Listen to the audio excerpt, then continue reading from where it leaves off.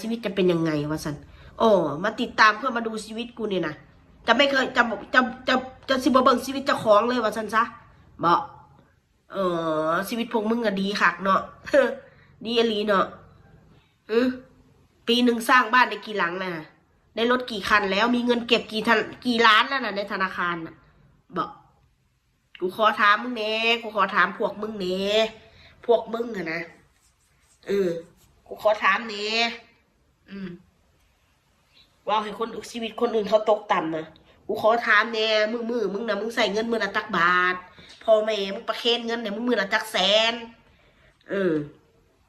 คำว่าคำจานนี่คือพวกบนนี้รวยค่ะเลยพี่น้องเอ้ย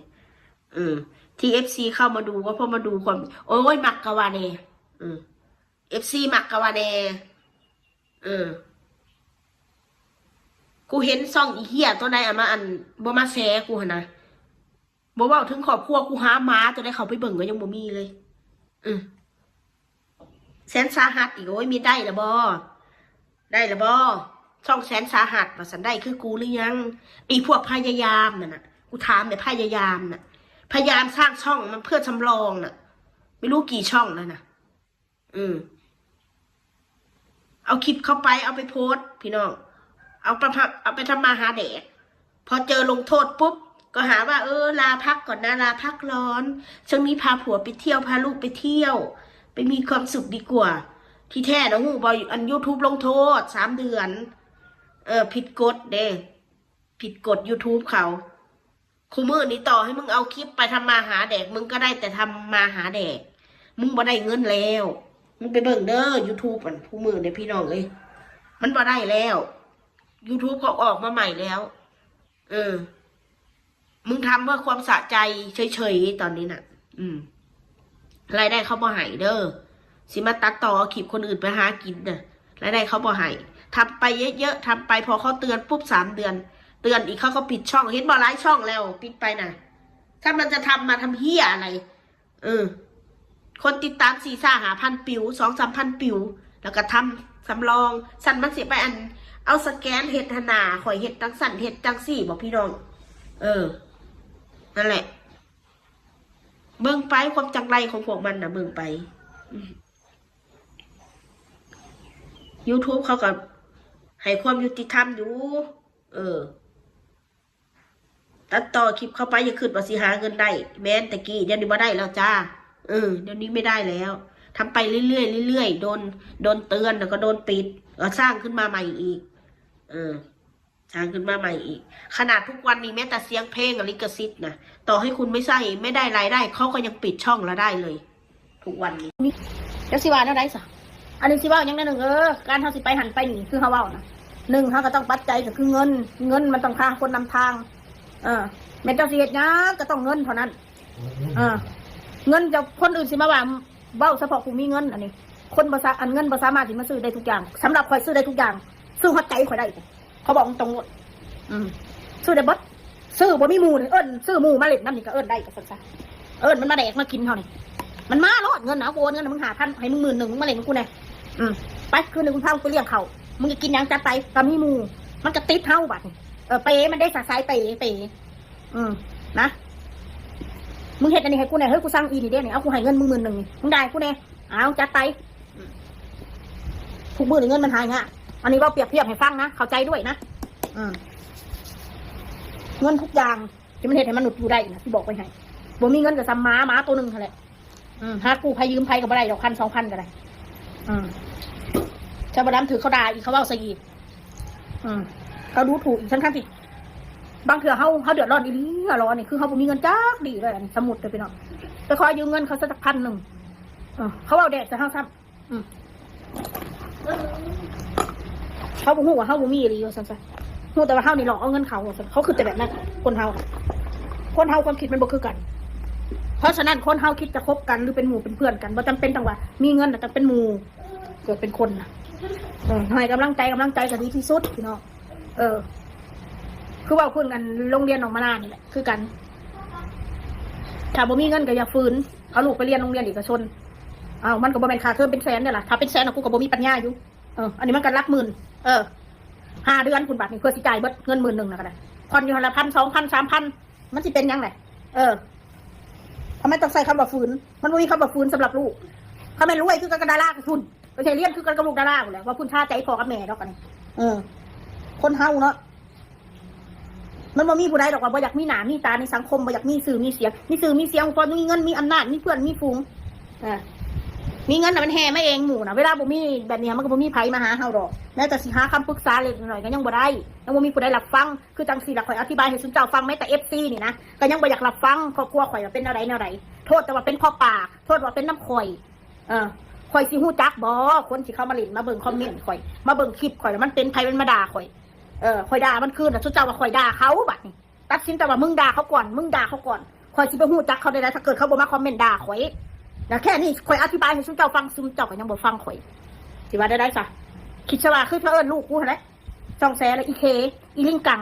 ก็ยังไปย่องกันทั้งที่เอาเป็นผู้ใหญ่อะไรว่าให้เด็กก็บ่เว้าบัดนี้ก็ไปย่องบัดนี้ก็ไปย่องเขาบัดนี้บ่แยกแยะเลยว่าอันใดควรอันใดผิดอันใดถูกบ่แยกแยะเลยไปเรียกลูกเขาอย่างนั้นได้ยังไงบ่เว้า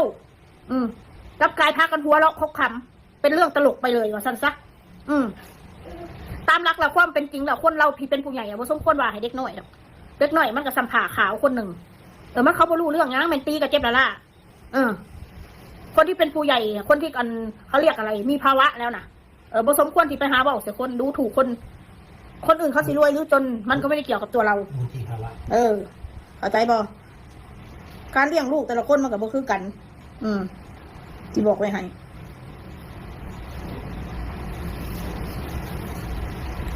ยังก็สิมาว่าให้มันบ่แม่นเด้อทุกคนมันมีขีดจำกัดเจ้าผู้ใดโทรมา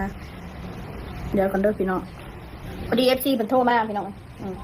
คือเว้าแหละคนเฮานะบางเครื่องบางข้าวเขากันทำไมไม่พูดบางเรื่องบางอย่างนะเด้อมันไม่ใช่ว่ามันจะพูดได้ทุกเรื่องโซเชียลนะบางเรื่องในครอบครัวอันใดที่มันเป็นความลับเราก็ต้องเก็บไว้เขาสิเว้าให้คนทั่วโลกฮู้เบิดมันก็บ่แม่นบางเรื่องบางอย่างบางคนก็ว่าให้ออกมานั่งอธิบายก็อธิบายไปเจ้าเข้าใจคนอื่นบ่เข้าใจก็คือเก่าเพราะว่าคนเฮามันร้อยพ่อพันแม่ต่างคนต่างความคิดแตกต่างกันไปไม่ใช่ไหมมันคือกันมันบ่ได้เด้สิบอกไว้ให้คุณเจ้าคิดนะหนึ่งคอยคิดนะหนึ่งคุณเจ้ามองครอบครัวของเราครอบครัวนี้ความคิดแปลกๆความคิดไม่เหมือนชาวบ้านเขาค่ะเด็กคุณเจ้าก็ยังคิดแบบจริงๆเราขอใช้ชีวิตเหมือนกันกับชาวบ้านเขาตื่นเช้ามาขอกันหนึ่งเขาอาบน้ำแปรงฟันกินข้าวกินน้ำเฮ็ดกับเขาถึงเวลาออกไปข้างนอกขอกันไปพากันไปก็คือกันคนข้างบ้านหรือว่าคนอยู่ไซก็แล้วแต่เขาตื่นมากเขาก็ตื่นเช้าหืนทันไปทำงานค่ำมากเขาก็ตังกลับเขามาค่อยก็ใช้ชีวิตปกติคือกันกับคนอื่นเขาแค่ว่าคนเฮาความคิดคนเฮาการทำงานมันบ่คือกันคือข่อยว่าเมื่อวานนี่มันบอกการทำงานมันไม่เหมือนกันบางคนทำงานบริษัทเขาต้องตื่นลุกดึกเช้าเพื่อให้ทันเวลาเพิ่นแต่ข่อยดิ้นรนในหน้าที่ของใครของมันคือข่อยก็เบาเผ็ดแล้วก็ดิ้นรนในหน้าที่ของเราถ้าสิว่าเงินเดือนโอเคมันก็พอได้อยากได้กินมันก็ทำกันกับบริษัทไปจ้างรับจ้างคนข้างนอกคือกันเขาสิว่าได้สามารถจะไปเปรียบเทียบยังกันว่าต้องอันนั้นนะต้องอันนี้นะซึ่งเจ้าบุคคลว่าการออกไปทำงานข้างนอกลูกเมียล่ะกูว่าไป YouTube เราจะได้ทำไหมถ้าคุณไปทำตรงนั้นถ้าคุณไม่เต็มที่กับงานเจ้านายก็จะว่าอีกถ้าเราทำ YouTube เราก็อยากทำเรื่อยเนาะเข้าใจนะว่าเดี๋ยวคนที่อื่นเขาทำงานทำ YouTube ด้วยบางทีเขาก็มีเป็นของตัวเองแต่ว่าเขาเปิดร้านขายส้มตำเขามีทุนทรัพย์พอคนเฮาเขาเรียกเอา YouTube เป็นแค่อาชีพเสริมคือซึ่งเจ้าว่าเลยคนอื่นทำทำไมเขารวยเอาตะกี้คนกับมีคือกันมันบ่มีกับยันปากมึงขนาดเอาใครเรามันสิมาให้คนมาว่าให้เฮาละล่ะนะอันใดพอสู่ก็สู่อันใดบ่พอสู่ก็ย่อมมาแล้วแค่นั้นแหละพี่น้องคนเฮาเอาละว่าสนิทเห็นแกลูกซื้อดอกนี่เขาสิบอกไปให้เขาบริญาตมาคอยลำบากแต่คอยลำบากคอยลำบากคอยสิลำบากอีกเถื่อน2 เถื่อนนี่มันก็สิเป็นยังกูเป็นมาเบิดแล้วก็สัวคนโง่คนก็คือกูเป็นมาเบิดแล้วใช่ไหมสิเป็นอีกบาทนี่มันก็สิเป็นยังเข้าใจบ่คนเราเอามานำพี่น้องก็จะถิ่นแดงหน่อยเด้อสามคนโว้ยคนพอถิ่นดอกถ้าคอยถิ่นคนจะมันมายังแต่ละย่องคนชีวิตถิ่นมันเห็นยังเลี้ยงมันจนกว่ามันตายจากเฮานี่แหละมันคือภาระแล้วมันคือครอบครัวแล้วแดงหน่อยแล้วก็ได้มันเฒ่าแล้ว10 ปีละเลี้ยงเฮานี่แหละพี่น้องเอ้ยเลี้ยงแบบแดงหน่อยเลี้ยงกับมาลาน้อยใส่กันอยู่นี่แหละชีวิตอะไรก็เป็นเนาะข่อยมีชื่อเจ้าก็ไม่ได้นั่นดอกไม่ได้ใช้เงินน้ำข่อยดอกข่อยบ่มีชื่อเจ้าก็ไม่ได้นั่นน้ำข่อยดอกไม่ได้มาซอยเรือข่อยคือกันสิมาบอกจะข่อยยังเอาครอบครัวตัวเองน่ะให้ดีก่อนเถอะครอบครัวข่อยสิเป็นอะไรก็สร้างหัวมันเถอะมันไม่มีผู้ใดที่อยากเป็นแบบ มันไม่มีผู้ใดอยากเกิดมาแต่เป็นคนไหนมันเป็นชีวิตฟังแล้วฟังด้วยความขำเดียวเบิ่งเหตุและผลถึงเขาสิเป็นนั่นนี่เนาะผัวเมียเขาก็จับมือกันได้เนาะเขาก็อยู่เคียงข้างกันได้เนาะเขาก็บริถิ่นกันได้เนาะว่าไปนั่นนี่ตัวคนเฮา เอาเป็นว่าทีนะคิดแต่ว่าไปกำลังมุ่นนะผู้ข่อยมาจากศูนย์เดี๋ยวนี้เรียกว่าใครก็ตดสมัยนี้วัวกลุ่มเหมือนที่เราดีเนาะถึงตอนที่ผมมีที่กินตอนนี้กับท่านก็ขอแต่ความรักของผู้ข่อยเนี่ย ในยังมีกินไปเห็นกินจนเขากอง บัวกันเทียบกันนะใครที่มองแค่ไหนกับท่านเขาตรงนี้เอาหน้าเอาแล้วคนดีๆก็ไปนี่ผู้ใดบอกผู้มวลบอกผู้อะไรก็บอกกันนั่นแหละเอามาไปต่อแย่งเราเขาต้องการที่มีไว้ต้องมีแล้ว